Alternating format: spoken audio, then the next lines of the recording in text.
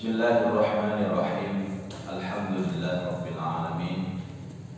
Wassalatu wassalamu ala asyrafil anbiya wal mursalin sayyidina wa maulana Muhammadin wa ala alihi wa sahbihi wat tabi'in wa man tabi'ahum bi ihsan ila yaumiddin. Asyhadu an la ilaha illallah wa asyhadu anna Muhammadan abduhu wa rasuluh. Allahumma salli ala sayyidina Muhammad wa ala alihi wa sahbihi ajma'in. Subhanaka la ilma lana illa ma 'allamtana innaka antal alimul hakim wa tub 'alaina innaka antat tawwabur rahim warhamna bi rahmatika ya arhamar rahimin.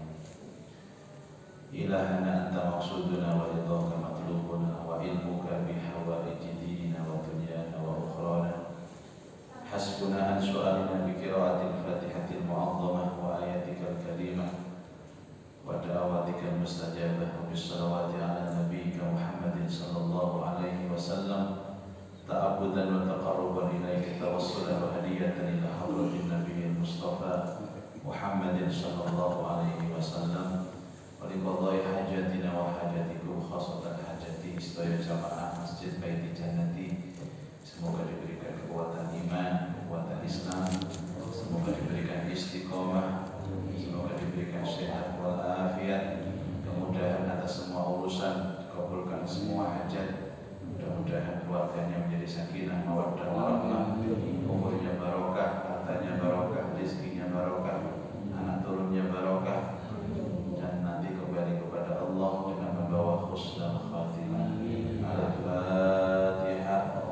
A'udzu billahi minasyaitonir rajim. Bismillahirrahmanirrahim. Alhamdulillahi rabbil alamin arrahmanir rahim maliki yaumiddin. Iyyaka na'budu wa iyyaka nasta'in. Ihdinas siratal mustaqim. Siratal ladzina an'amta 'alaihim ghairil maghdubi 'alaihim waladdallin. Amin. Tema hari ini masih melanjutkan tentang berbagai macam tekanan kepada Rasulullah. Kita akan bercerita tentang Abu Lahab. Ya, Abu Lahab seperti yang sudah kita tahu, dia adalah salah satu paman dari Nabi Shallallahu Alaihi Wasallam. Dia adalah adik dari salah satu adik daripada ayahnya Rasulullah. Dan dia memilih menjadi komandan, menjadi pemimpin orang yang menentang Rasul.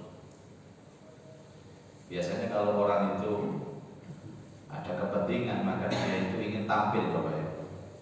Nah, karena dia benci dengan Rasulullah, maka dia mengatakan, aku yang akan menjadi komandan untuk menghadapi Muhammad. Sebenarnya sikap Abu Lahab ini sudah ditunjukkan terhadap beliau sejak awal, Bapak.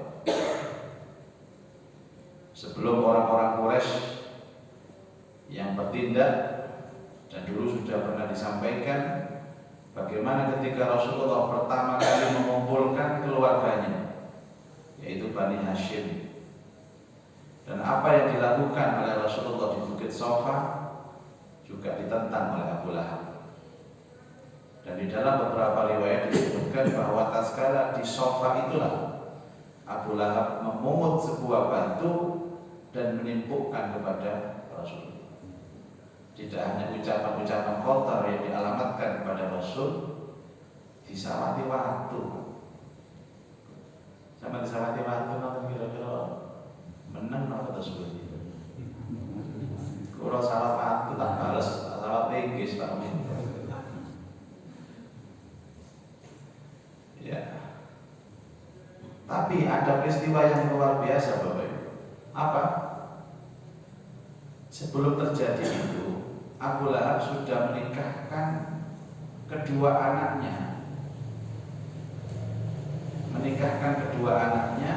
Siapa? Utbah dan Utaibah. Sama-sama laki-laki. Dinikahkan kepada siapa? Kepada kedua putri Rasulullah Sallallahu Alaihi Wasallam. Nabi itu putranya berapa? Nabi Muhammad itu putranya berapa? Berapa? 4 atau 5? Ya, kalau Ahmad Dhani putranya berapa? Al-Erdol apa kafe? Jadi pertama yang laki-laki berapa laki-laki? Abdullah, Qasim, Ibrahim. Semuanya wafat. Yang wafat, yang dua ini wafat sebelum hijrah. Kalau Ibrahim sempat hijrah. Kemudian yang perempuan siapa? Yang perempuan itu 4. Ruqayyah, Ummu Kulsum, Zainab dan Fatimah. Berarti berapa anak Nabi itu? 7. Yang 6 lahir dari istri Ibunda Khadijah. Yang 1 lahir dari istri Ibunda Maria Qibtiyah. Siapa? Ibrahim. Jadi Abdullah, Qasim, Fatimah, Zainab, Ruqayyah, Ummu Kulsum 6 ini lahir dari siapa? Ibu namanya Khadijah. Yang Ibrahim lahir dari ibu namanya Maria Qibtiyah. Bagus ya Maria Qibtiyah ya. Ibu-ibu kalau punya anak perempuan atau cucu lah, namakan Maria Qibtiyah. Adik saya itu semua namanya perempuan itu keluarga Rasulullah. Ada Fatimah, ada Khadijah, ada Sofia. Nanti Sofia itu dinikah Rasulullah setelah perang Khaibar. Itu janda seorang pemimpin Yahudi Bani Nazir yang tinggal di Khaibar. Kemudian dikalahkan oleh kaum muslimin. Dan caranya bagaimana? Ini supaya mereka ikut agama Islam. Akhirnya Rasulullah menikahi janda kepala sukunya. Jadi pernikahan Rasulullah SAW dulu itu salah satu tujuannya apa? Intisyar dakwah, penyebaran dakwah. Makanya sebenarnya kalau orang itu mudah diterima dakwahnya, harus menikah dengan orang setempat. Biar kan betul masalah nikah birulur itu biar hanya kalau masalah. Sama dengan itu loh Pak. Banyak dengan kepengen iso, alhamdulillah Rasulullah. Kepengen sakit bahasa Inggris. Dari kursus gak paham-paham. Pindah kursus gak paham-paham. Solusinya cuma satu, radio ambil orang Inggris. Bisa cepat-cepat. Saya itu sama pernah kursus bahasa Inggris itu bertiga. Datangkan guru privat langsung dari Inggris. Pesertanya saya, Arif Afandi sama Kusipul. Saya diajak waktu tinggal di Dharma Permaido. Monggo Ustaz, kursus bahasa Inggris. Saya itu Ustaz jadi bahasa Inggris. Nyeluk guru toko Inggris. Akhirnya sampai 4 bulan. Wong telu itu gak bahasa Inggris ya. Tapi wong Inggris itu bahasa Jawa itu.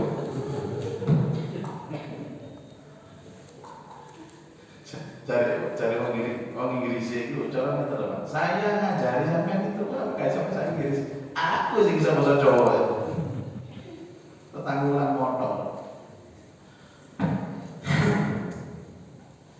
Cuman pernikahan Utbah dan Utaibah dengan anak Nabi ini sebelum Abu Lahab membenci Rasulullah Bapak.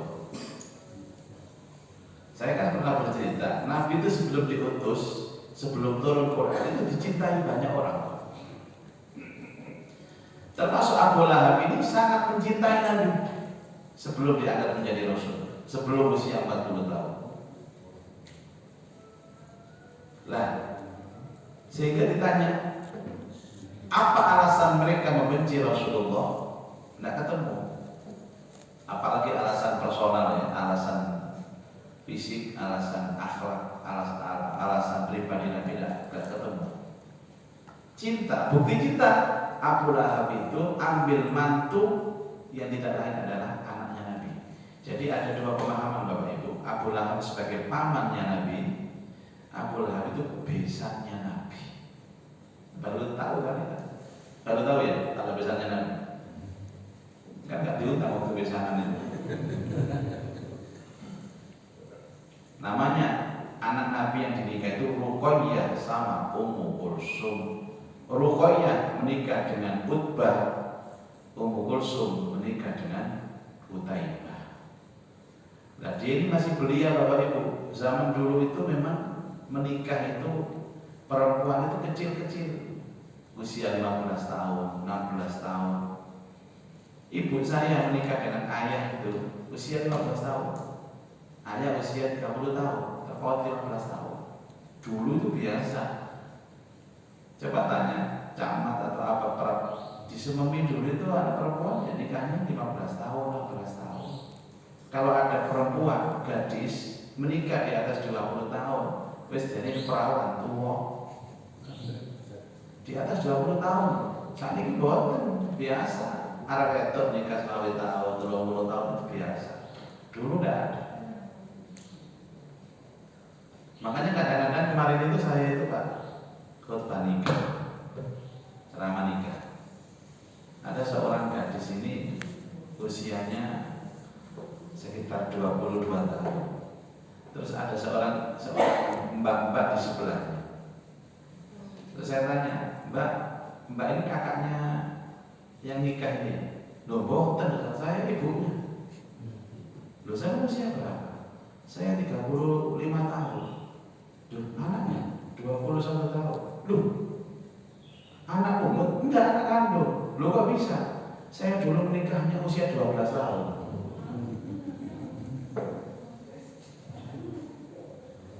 Itu namanya apa namanya? Istilahnya bau kencur. Nah akhirnya bapak-bapak wah enak mungkinnya nikah dengan orang 12 tahun yang bau kencur. Nah kapan solusinya?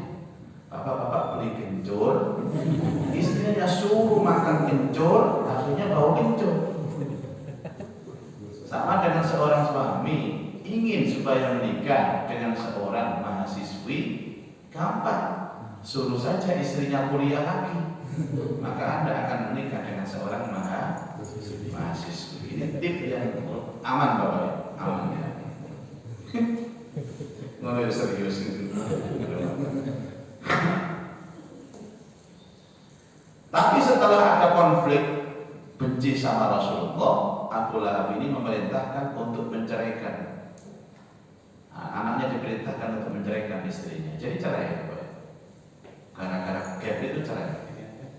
Ya, setelah menyuruh kedua anaknya untuk menceraikan istrinya masing-masing, disertai diancam keras. Awas kamu kalau tidak menceraikan, tak usir kamu dari rumah. Ceraikan itu istrimu, ceraikan itu anaknya Muhammad. Kebencian Abu Lahab kepada Rasulullah sampai kepada tingkat kelima, anaknya itu menikah dengan anaknya Rasulullah disuruh cerai. Dan tidak ada pilihan anak-anaknya kecuali menceraikan istrinya, yang tidak lain adalah putri Rasulullah. Cuma Ruqayyah sama Ummi Kulsum ini meninggal sebelum hijrah. Jadi tidak ada satupun anak perempuan anak-anak Rasulullah dari Ibunda Khadijah yang ikut hijrah. Tinggal satu yang ikut hijrah, siapa? Fatimah. Fatimah ini julukannya Az-Zahra. Az-Zahra pakai hamzah, Az-Zahra artinya bercahaya. Karena setiap sujud di waktu tahajud selalu memancarkan cahaya dan sinar sampai menyinari Madinah. Kalau Al-Batul itu ahli ibadah, ibadahnya seperti Rasulullah. Ada seorang bapak-bapak lapor kepada saya, Pak Ustadz, saya itu kok sering melihat istri saya itu bersinar wajah.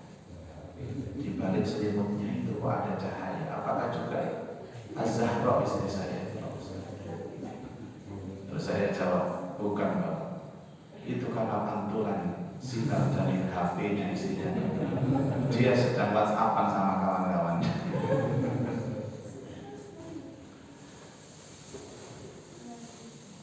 Fatimah itu kan gak pernah maksiat, makanya bersinah. Lawat dewi maksiat ya kayak buron lah. Sebagaimana yang telah diceritakan bahwa Abu Lahab ini menguntit di belakang Rasulullah Shallallahu Alaihi Wasallam. Menguntit itu bahasa apa? Kalau bahasa menguntit sama mengikuti itu bahasanya apa? Ya saya gini-gini juga pernah belajar bahasa Indonesia. Antara menguntit dan mengikuti bedanya. Kalau mengikuti niatnya baik, kalau menguntit itu biasanya niatnya jelek. Jadi kalau bapak-bapak saya diikuti oleh bapak ini, berarti dia baik. Saya diuntit satu. Kalau mengikuti, yang diikuti tahu. Kalau menguntit, yang diuntit tidak tahu. Jadi sembunyi-sembunyi. Ini Jawa film itu nang tembok rono, ngali-ngali. Jadi menguntit Nabi Muhammad untuk memberikan muadarat dan bahaya.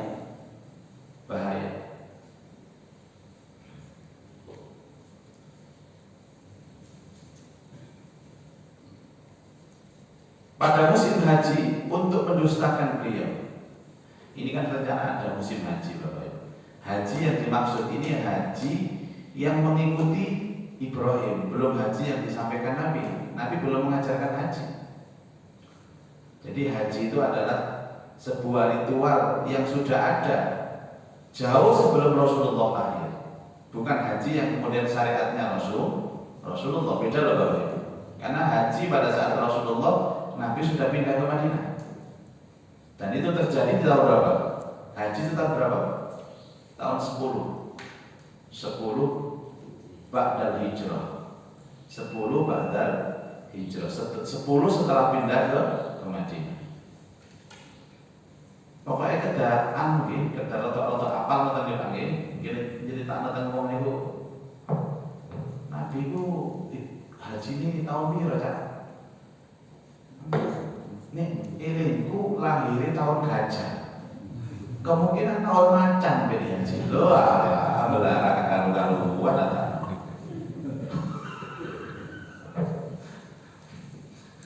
Bapak Ibu, memang ngaji sirah ini memang bagi saya berat. Lebih baik ngaji tafsir, ngaji hadis, ngaji kayak al-adab di Masjid Al-Hijrah itu enak. Fadilah amat. Ini cerita itu kan butuh daya ingat ya, Makanya saya sarankan kalau Bapak Ibu punya anak, punya cucu, segera ceritakan masalah ini kepada anak cucunya sekaligus mengingatkan. Jadi jangan mana itu lali. Apalagi sudah ada tentang situs nama. Nama itu kan udah lupa Bapak. Nek boten disebut, boten dibahas mesti lali. Panjenengan misalkan nggih tahu kepethuk, tahu kenal, apal jenenge, engko merengono gak kepethuk 10 tahun, yakin lali jenenge. Kemarin sore saya ketemu orang Pak, sudah lama gak ketemu. Mulai haji tahun 2005 itu baru ketemu pengajian di Rio kemarin. Dia ingat dengan saya, karena mungkin sering melihat saya atau nonton video saya. Ustaz gitu, sepundi kabare? Wah, saya, Masya Allah. Wah, jangan ngomong saja. Iki so. Kata ngomong saja, jangan sinter kan gak enak Pak. Layo isin dia. Akhirnya sudah lama saya tanya takmirnya. Sinter Pak ini. Oh jangan jenengan haji. Kaji Joko. Oh Joko. Ternyata orangnya Joko itu nggak dengarkan orangnya. Baik Jokowi yang maupun Joko sebelumnya. Lalu tak paling lain terjadi kan Joko gini, kalau tasik Joko.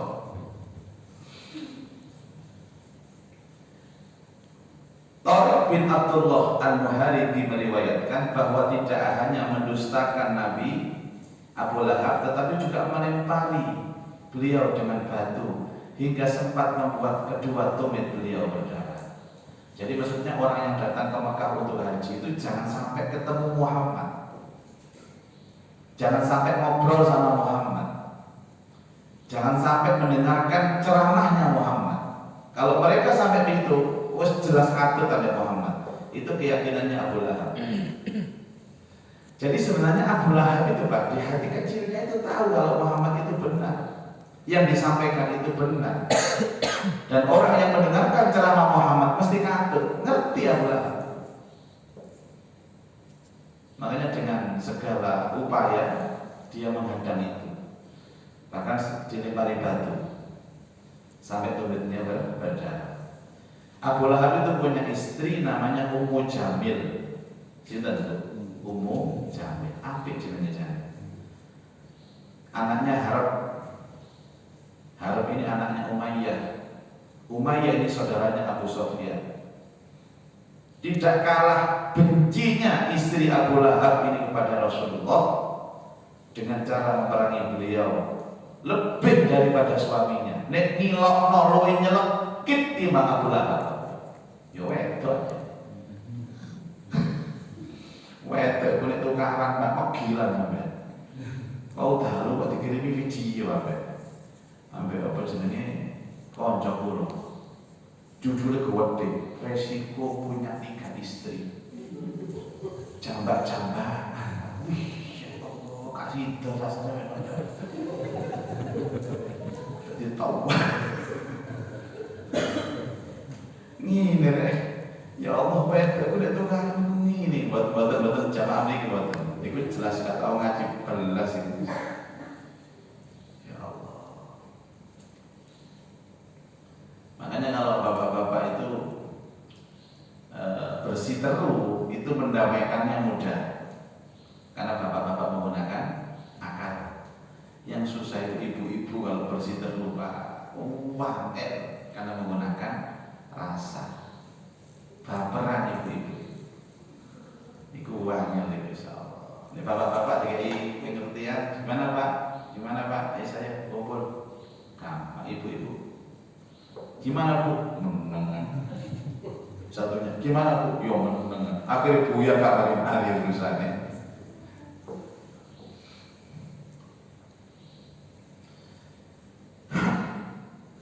Dulu kan saya juga cerita tentang seorang perempuan namanya Zainab. Nabi itu punya istri Zainab itu 2.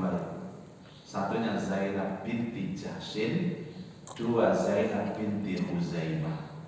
Kenapa nggih? Zainab binti Jahash dan Zainab binti Huzaimah. Satu-satunya istri Nabi yang gadis cinta Aisyah radhiyallahu anha. Aisyah ini cantik Pak. Sampai orang lagune ibu kan apa itu? Kalau betul apa lagune? Aisyah istri Nabi. Tapi selain itu janda. Karena ada yang mengatakan 12 karena memasukkan Sofia di situ. Berarti yang 11 lagi itu janda. Dan janda yang paling cantik itu namanya Zainab binti Jahshin. Di antara sekian janda itu janda yang cantik dan ningrat itu adalah Zainab. Dinikah oleh Rasulullah usianya sekitar 33 tahun. Bayangkan Pak, rondo 33 tahun. Niku cara apa ya? Bahasanya gereng-gereng rondo. Ya, kayak bahasanya kayak matang-matangnya rondo. Saya sendiri juga ngerti-ngerti lah. Saya ini pengamat janda. Lah Zainab kan senang sama Nabi, senang sama Nabi. Cuma Nabi kan nggak tahu. Dia suku Quraisy juga. Lah Nabi itu punya pembantu. Saking akrabnya sampai orang mengatakan pembantunya itu seperti anak angkatnya, bernama Zaid bin Harisah. Itu ada di dalam surat Al-Ahzab, biasanya saya baca ayat itu. Lah, Nabi melihat Zainab janda, itu pengen menikahkan pembantunya ini dengan Zainab. Zaid ini ex dari budaknya Khadijah, dimerdekakan, kemudian ikut Rasulullah menjadi pembantu. Dia kulitnya agak gelap, ireng, dan karena pembantu secara strata ekonomi juga di bawah menengah. Sementara Zainab iki sugih, rondo, ayu, ningrat. Tapi Rasulullah tidak peduli. Zaid bilang sama Nabi, apa Nabi? Zaid, kalau kamu menikah, umpama milih wedok nang Mekah iki kon milih sapa? Tak lamar. Kula nggih pun milih Nabi, cuman mboten mungkin ya mbek niku trimo lamaran kula. Sapa? Mboten itu Nabi kula mboten pede. Lah ngomong kok ae, perkara disit-sit gak sita urusane mburi. Kula sampeyan kali Zainab niku. Omahe pojokan niku. Rono ayu sowan kula nek liwat niku ati kula seriling. Oh, Zainab iku ta. Ya wis, engko tak lamar ya. Duh, maksudnya Nabi, ya aku sing budal. Ya tak kon tak kancani, tak lamar. Nek kon dhewe sing lamar wis alamat 100% ditolak. Ambek aku. Kan kalau ini sering dijak yang lamar itu Pak. Tadi saya kan ragu-ragu bakal ditolak, kejak kalau mau.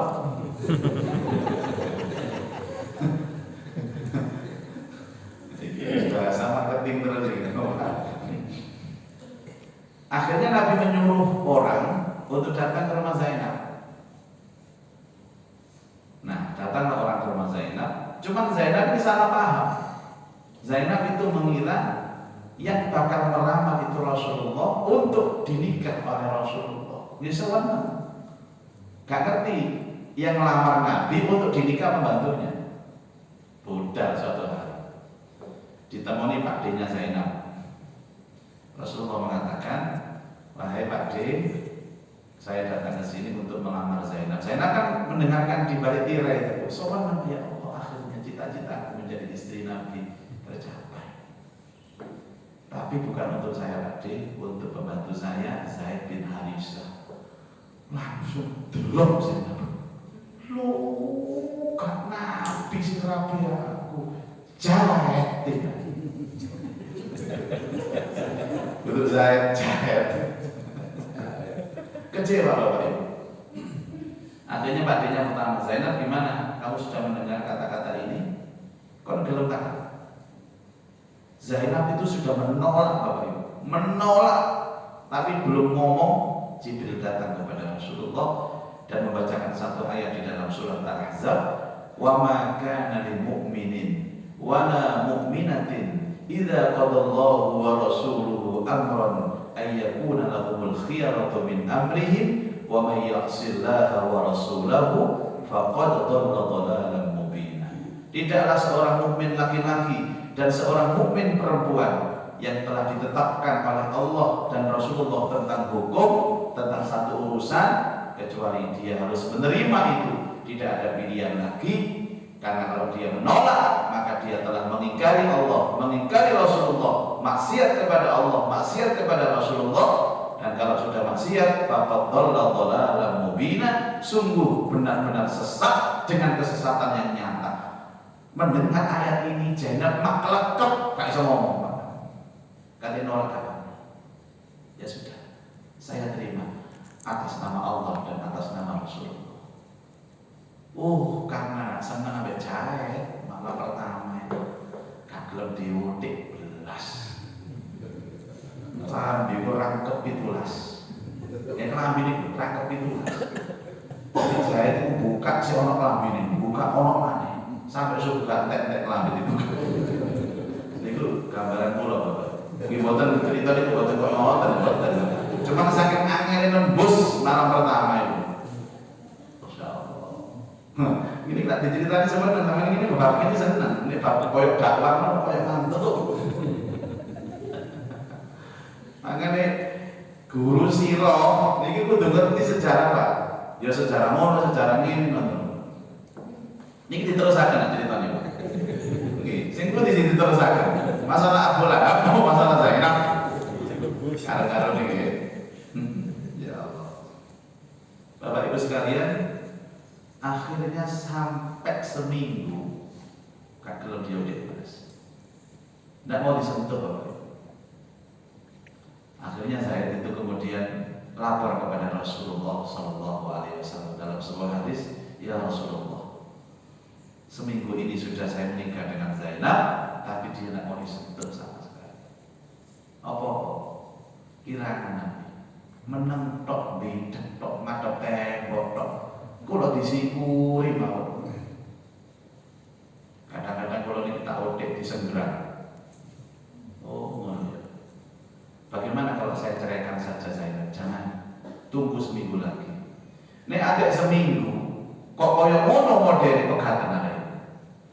Seminggu gitu. Suwe Nabi kula iki mboten kuat. Makin nek terjadi sesuatu. Maksudnya apa? Nggih, misale tayengan nang apa ya apa nih? Wis pokoke tenan seminggu. Sami nawa ta'ala. Diteni seminggu maneh sih tetep koyo ngoten Bapak. Akhirnya malam itu dia bilang ke istrinya, Zainab, aku adalah suamimu. Tapi kamu tenang, kamu tidak melayani aku, kamu berdosa. Karena itu supaya tidak berdosa, terus kau tak pegat ya. Dengan satu kalimat, tolak tuki, aku menalak kamu. Alhamdulillah. Ya ini sing tak tenteni. Cak Zaid tak tenteni. Kapan kan pegat aku? Ya wis tak pegat saiki. Sebelum disentuh sudah diceraikan. Masya Allah. Cuman Zaid itu takut. Sitara. Apa sih kok gak kelem mbek aku? Ya tak pegat yo. Jawaban pertanyaanku. Apa gak kelem? Aku iki kurang apa? Ya kurang kabeh dari Zainab. Aku tidak senang sampean Mas Jaid. Biar asalnya awal-awal itu tak pikir Nabi teko itu melamar kamu dirapi Nabi. Lah tak nokon sing rapi. Aku gak senang mbek kon gak dipaksa. Oh, tadi koyo ngono kan ya. Masyaallah. Merana Zaid itu. Akhirnya diceritakan Zaid, turun satu ayat langsung di situ. Ya ayyuhalladzina amanu idza nakahtumul mu'minat thumma talaqtumuhunna min qabli an tamassuhunna fama lakum 'alayhinna min 'iddatin ta'taddunaha famatti'uhunna wasarrihuhunna sarahan jamila. Hai orang-orang yang beriman, jika engkau menikahi seorang perempuan kemudian engkau ceraikan perempuan itu sebelum engkau mengumpuli dia, bergaul dengan dia, maka tidak ada iddah, tidak ada masa tunggu bagi perempuan itu. Dengan syarat berikan mata atau berikan pesangon kepada dia dan ceraikan dengan cerai yang baik. Sudah, Zainab walaupun dinikah oleh Zaid tapi belum disentuh, sudah diceraikan. Wanita seperti ini dalam hukum tidak ada iddah. Tadi bengi dipegat, pagi datang ke rumah Rasulullah. Untuk apa? Minta dinikah sama Nabi. Nabi, saya telah diceraikan Zaid dan saya datang ke sini untuk minta Nabi supaya menikahi saya. Jadi ada cerita seorang janda cantik yang pernah datang kepada Nabi jaluk dirapi. Masya Allah. Juara kasusnya ini juara. Ulo berkenati kalau gue saja nih ya betul. Ya aku ya caranya orang mono terus dari wayu bisa. Yang jadi persoalan bukan itu Bu, Pak.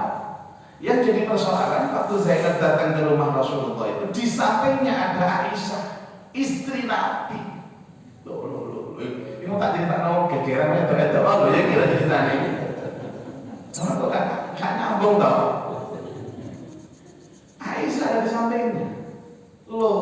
Langsung Aisyah itu berdiri ibu sekalian. Dan Aisyah kan merasa berhak dia istri Rasulullah. Dan Aisyah juga manusia biasa. Isok ngamuk, isok cemburu, isok jealous. Langsung dia nuding Zainab, kamu perempuan tidak tahu diri. Tidak ada pada tradisi Arab seorang perempuan datang kepada seorang laki-laki untuk minta dinikah. Nek gak kon. Wedok apa kon iku? Cara mriki lho Pak nggih. Kon-kon ngoten. Lah Zainab kan nyantai kadang seneng ambek Nabi, Pak. Diilo-ilo Aisyah. Jawab nopo? Gak ngurus. Allah. Ini cerita sejarah loh Bapak Ibu. Cuma sejarah ketika ekspresinya gak paham sampai ya. Tiba-tiba Zainab datang kepada Nabi minta dinikah. Di sampingnya ada Ibunda Aisyah. Kemudian Ibunda Aisyah marah-marah dan Zainab jawab gak ngurus.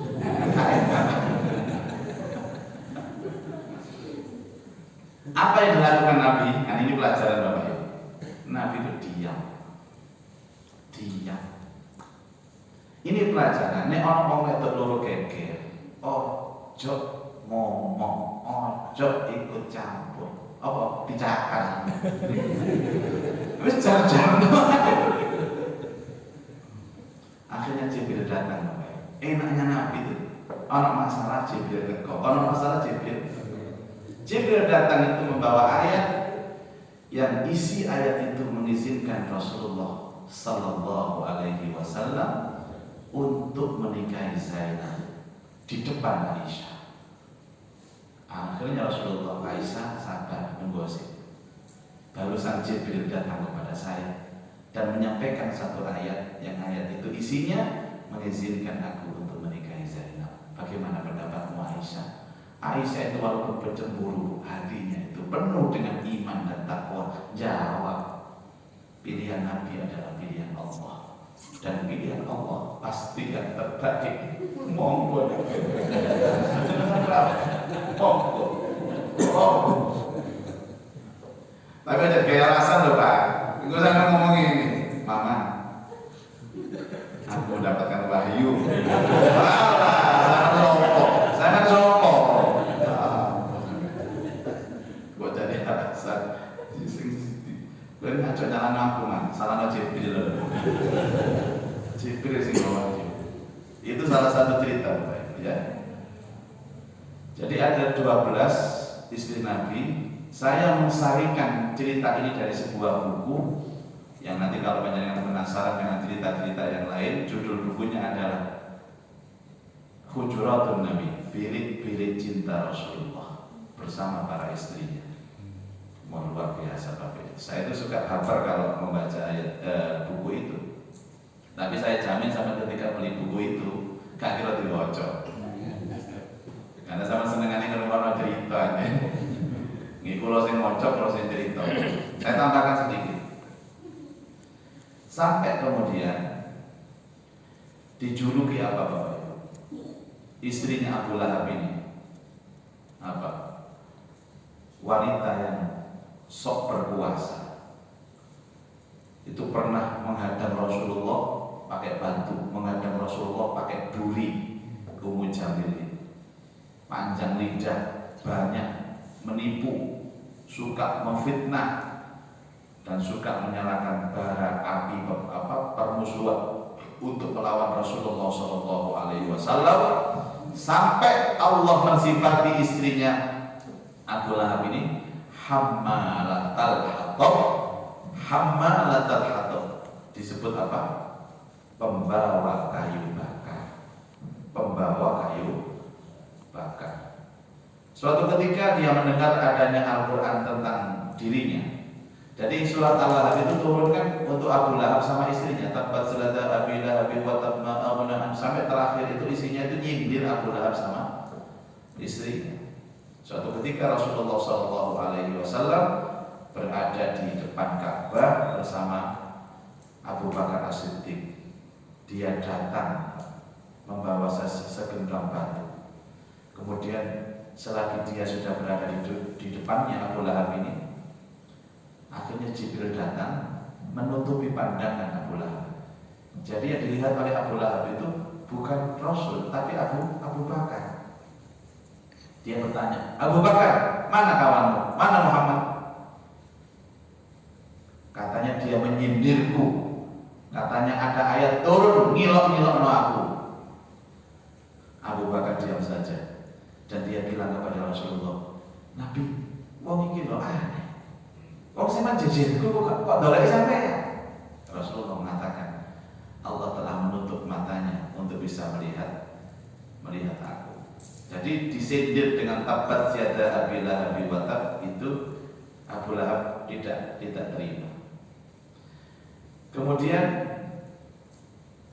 diceritakan juga Bapak Ibu sekalian, setelah itu istri Abu Lahab membalikkan badan pulang, sedangkan Abu Bakar bertanya kepada Rasulullah, "Loh, wong iku yo aneh.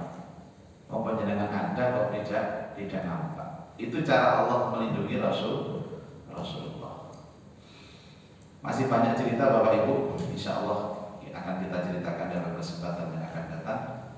Saya jam 7 ada acara di Masjid Agung Lamongan, dan beritanya Lamongan minta sahuran. Lamongan sudah di zona hijau, kabupaten yang pertama kali kemarin diangkat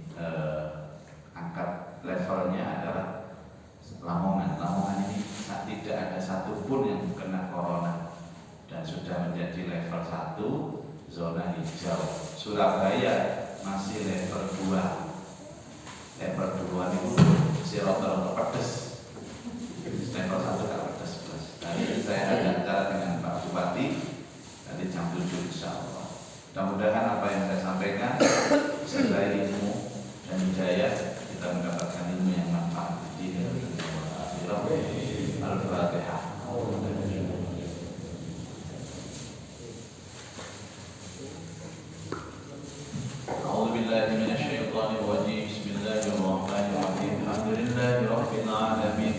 اللهم صل على سيدنا محمد وآله وصحبه أجمعين.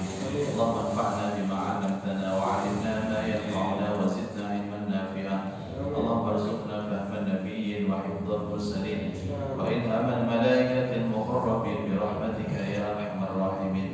ربنا آتنا في الدنيا حسنة وفي الآخرة حسنة وقنا عذاب النار. وصلى الله على سيدنا محمد وآله وصحبه وبارك وسلم. والحمد لله رب العالمين. سبحانك